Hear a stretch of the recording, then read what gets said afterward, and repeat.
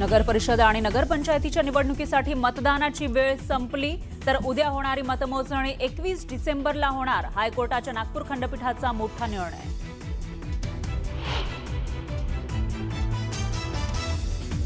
मुक्ताईनगरमध्ये रक्षा खडसे आणि चंद्रकांत पाटील पुन्हा आमने सामने. प्रभाग क्रमांक 17 मधील मतदान केंद्रावर गोंधळ, गुंडगिरी सुरू असल्याचा रक्षा खडसेंचा आरोप.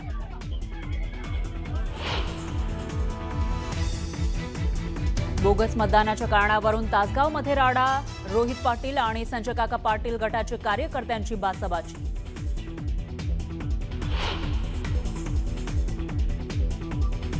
औरंगाबाद खंडपीठाचा राज्य निवडणूक आयोगाला दणका. अखेरच्या क्षणी असे घोळ भविष्यात टाळा.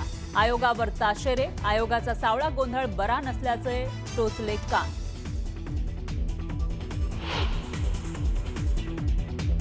निवडणूक आयोगाची पद्धत चुकीची, मात्र कोर्टाचा निर्णय मान्य करावाच लागेल. तर ही सर्व पद्धत योग्य वाटत नाही. कोर्टाच्या निर्णयानंतर मुख्यमंत्री फडणवीसांचं विधान.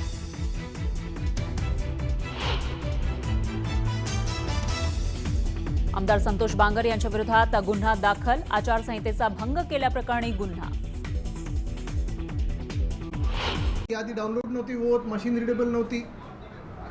नंतर रात्रीपर्यंत सगळ्यांनी जेव्हा डाउनलोड केले तेव्हा मोठ्या संख्येत सगळीकडे गोंधळ उडाला.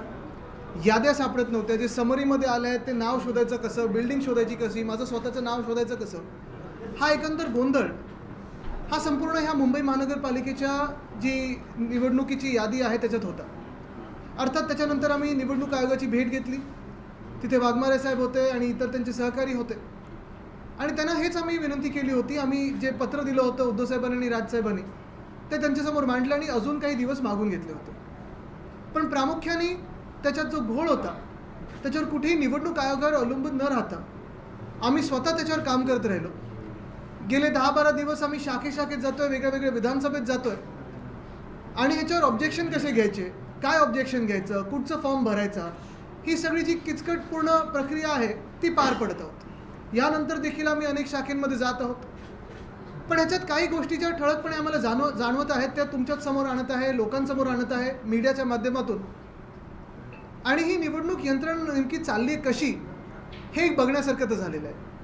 आत्ताचे जे सगळे मतदान चालू आहे आपल्याला तर माहिती आहे, कोण मख्ख चेहरा घेऊन बॅग सोबत उतरतंय, त्याच्यात पैसे आहेत की नाही ह्याच्यावरनं सगळा गदारोळ चालू आहे. कोणी धमक्या देत आहे, कोणी रेट टाकतंय, हा सगळा तर गोंधळ वेगळाच. एक आमदार तर जाऊन दाखवतात की कोणी मतदान कोणाला करायचं. खरोखर निवडणूक आयोग म्हणून प्रकार आहे की आता सर्कस झाली त्याची, हे विचार करण्यासारखं आपल्या देशात आहे. पण आम्ही गेले 10-12 दिवसांमध्ये प्रत्येक वॉर्डमधले, म्हणजे मुंबईत जर आपण म्युनिसिपल वॉर्ड पाहिले तर 227 आहेत. सरासरी प्रत्येक वॉर्डमध्ये 3,000 ते 4,000 ऑब्जेक्शन आम्ही घेतलेले आहेत आणि अजूनही आम्ही घेत आहोत. 3,000 ते 4,000च झालेले आहेत कारण ही पूर्ण जी एक सिस्टम आहे ती किचकट आहे. म्हणजे त्या जे कोणाचा अर्ज भरायचा असतो तो संभाव्य दुबारमधून काढायला, ते संभाव्य दुबारमधून काढायला तुम्हाला त्याच्या घरी जायला लागतं, त्याचा फॉर्म भरून घ्यायला लागतो.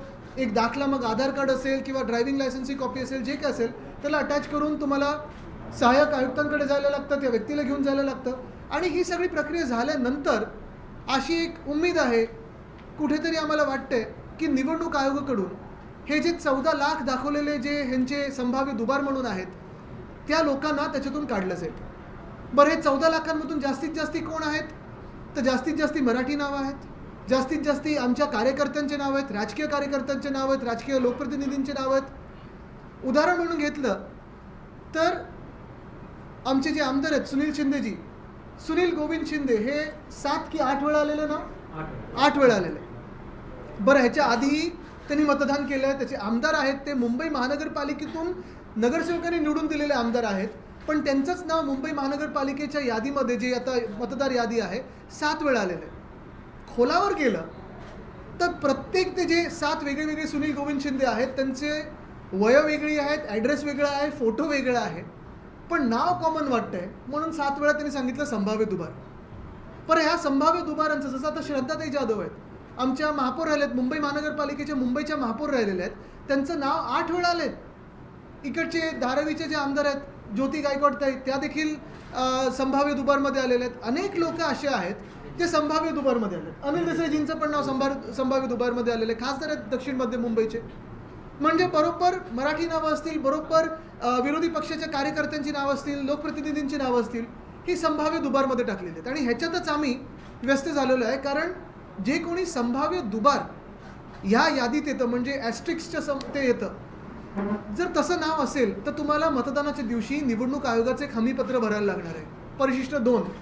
आणि ते भरल्यानंतरच तुम्ही मतदान करू शकाल. म्हणजेच काय, तर ही सगळी नावं एक तर मतदानाला येऊच नाही, किंवा मतदान ज्या वेगाने व्हायला पाहिजे ते होऊ नये.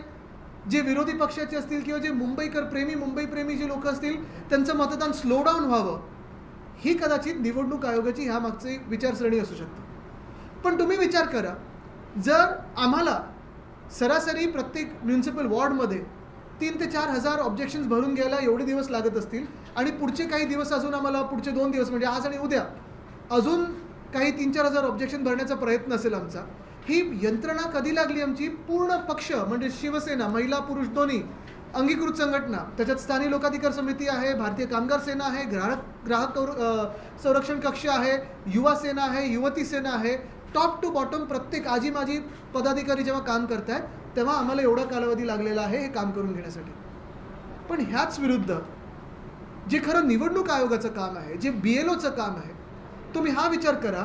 आज तुम्ही मीडिया म्हणून कुठच्याही मतदारसंघात जा आणि विचारा किती याद्या आहेत तुमच्याकडे, किती BLO असायला पाहिजे आणि कोण BLO म्हणून नेमकं येतं आहे. BLO म्हणून गंमत अशी झालेली आहे, महानगरपालिकेची जी काही यंत्रणा निवडणुकीची आहे, BLO म्हणून कोण येतं आहे? तर ज्यांना लिहिता येत नाही, वाचता येत नाही, असे लोक पाठवले जात आहेत BLO म्हणून. आणि हे लोक जाऊन चेक करतायत की तुम्ही मतदार आहेत की नाही. लिहिता वाचता न येणं हा काही गुन्हा नाही आहे, बिलकुल नाही आहे. परिस्थिती असेल म्हणून तसं ते पुढे तसं राहील असेल. पण एवढ्या महत्त्वाच्या कामासाठी, जिथे तुम्ही प्रत्येक मतदार हा खरा आहे की खोटा आहे हे ओळखू पाहतात, तुम्ही लार्ज हाऊसहोल्डमध्ये जे 10+ लोक खरोखर राहतात की वेगळी वेगळी आहेत हे तुम्ही ओळखण्याचा प्रयत्न करताय, तिथे तुम्ही असे लोक पाठवतायत ज्यांना यादी वाचता येत नाही, काही लिहिता येत नाही. तर नेमकं ही निवडणूक प्रक्रिया जी चाललेली आहे, मी केंद्रीय निवडणूक आयोगाला पण विचारत आहे, राज्याच्या पण निवडणूक आयोगाला विचारत आहे, आणि स्थानिक निवडणूक आयोग जी मुंबई महानगरपालिकेसाठी आता कार्यरत आहे ह्यांनाही विचारत आहे की नेमकं तुम्ही करता काय, पगार कशासाठी घेता, जे काही पगार येतात ते जनतेच्या पैशामधून येतात का, म्हणून आम्ही तुमच्या सस्पेन्शनची मागणी करू नये का, म्हणून आम्ही कोर्टात जाऊ नये तुमच्या सस्पेन्शनसाठी का, म्हणून तुमच्या विरुद्ध आंदोलन करू नये का, म्हणून तुमच्या घरावर येऊन विचारू नये की तुम्ही आमच्या देशाची वाट का लावतात. एका बाजूला आपण पाहतोय गोंधळ तर सरासरी मोठा घातलेलाच आहे, पण दुसऱ्या बाजूला तुम्ही थट्टा उडवताय, सर्कस करून ठेवलेली आहे की ज्यांना लिहिता येत नाही, वाचता येत नाही, यादीत काय लिहिलं आहे हे कळत नाही आहे, अशा लोकांना तुम्ही या सगळ्यात महत्त्वाच्या पवित्र काम, आपल्या लोकशाहीच्या पवित्र कामासाठी तुम्ही पाठवताय. तसंच त्याच्याही पुढे जर तुम्ही जाऊन पाहिलं तर हा घोळ इथे थांबत नाही. पुढचा घोळ असा आहे, आणि हे परत तुम्ही सगळ्यांनी ऐकून घेणं गरजेचं आहे, पुढचा घोळ असा आहे की निवडणूक यंत्रणेत साधारणपणे 5,86,000 लोक, युनिक लोकांचे नावं दुबार तिबार 5 वेळा 6 वेळा आलेत, म्हणून मुंबई महानगरपालिकेच्या यादीमध्ये 14 लाख वेळा दाखवले संभाव्य दुबार. पण ह्याच्या पलीकडेही जाऊन प्रत्येक शाखेत जेव्हा मी जातोय तेव्हा मला लोकांकडून कळतो एक फीडबॅक, काही काही असे आहेत संभाव्य दुबार, जसं मी दाखवलं, जे खरोखर दुबार नाही आहेत, कॉमन नावे म्हणून संभाव्य दुबारमध्ये टाकले, पण काही काही दुबार आलेत त्यांच्या नावासमोर स्टारच नाही आहे, त्यांना दुबार म्हणून ओळखलंच नाही आहे. मग ही तुम्ही आळस म्हणून असं केलं आहे की थट्टा म्हणून असं केलं आहे की प्लॅनिंगने असं केलं तुम्ही की मुंबई महानगरपालिकेची जी सगळी निवडणूक यंत्रणा त्याची वाट लागावी, बट्ट्याबोळ करून ठेवलेला आहे. तसंच तिसरा जो एक फीडबॅक माझ्याकडे येतो तो म्हणजे लोकसभेच्या वेळी देखील आणि विधानसभेच्या वेळी देखील आम्ही ऑब्जेक्शन घेतलं होतं, अजूनही ते ऑब्जेक्शन तसंच्या तसं आहे. ज्या लोकांची, जे मृत मतदार आहेत, मयत मतदार आहेत, जे डेड वोटर्स ज्यांना आपण बोलतो, बिचारे कधीच गेले, म्हणजे कोणी 90मध्ये गेलं, कोणी 2000 साली गेलं, कोणी गेल्या 5 वर्षांमध्ये गेलं, त्यांचं डेथ सर्टिफिकेट देऊनही निवडणूक आयोगाने त्याच्यावर कुठेही कारवाई काही केली नाही आहे. आणि विधानसभेत जेव्हा आम्ही आता ॲनालिसिस करत होतो, तो वोट चोरीचा गोळ तुमच्यासमोर लवकर आणूच, त्याच्यात पण प्रत्येक सीटवर कमीत कमी 4 ते 5 डेड वोटर्सनी बूथ वाईज मतदान करून गेलेले आहेत. ही वोट चोरी नाही तर काय आहे? हे मतदार कुठून आले, कोण आहेत हे जे गेलेले मतदार आहेत, मग त्यांच्या वतीने दुसरं कोण प्रॉक्सी वोटिंग करताय का? मतदान तुम्ही करू कसं दिलं? आणि इथे पण ह्या यादीत पण ऑन एन ॲव्हरेज जर तुम्ही पाहिलं तर प्रत्येक मतदारसंघामध्ये 80 ते 100 मतदार असे आहेत जे कधीच गेलेले आहेत. पण तर मतदार यादीमध्ये कशा पद्धतीनं घोळ आहे हा आरोप पुन्हा एकदा आदित्य ठाकरे करताना दिसत आहेत. या पत्रकार परिषदेचे अपडेट आपण घेत राहूयात. पाहूयात